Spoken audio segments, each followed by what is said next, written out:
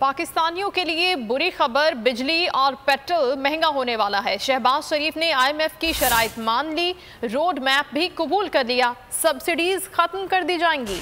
वजीर खजाना से मुलाकात में IMF ने इनकम सपोर्ट प्रोग्राम और सेहत कार्ड पर कोई एतराज़ नहीं किया। हुकूमत ने मुज़ाकरात का एलामिया भी जारी कर दिया, जिसमें सब्सिडी खत्म करने का जिक्र ही नहीं किया गया।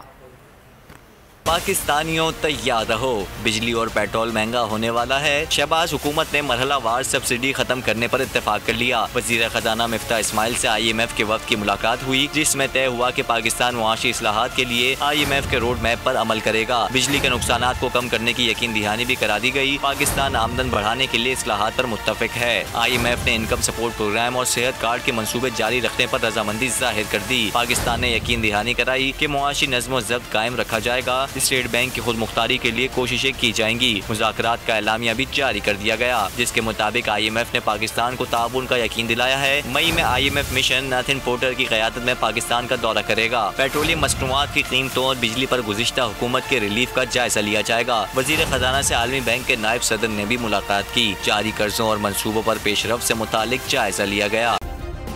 सब्सक्राइब करें और बेल दबाएं ताकि कोई खबर रह न जाए।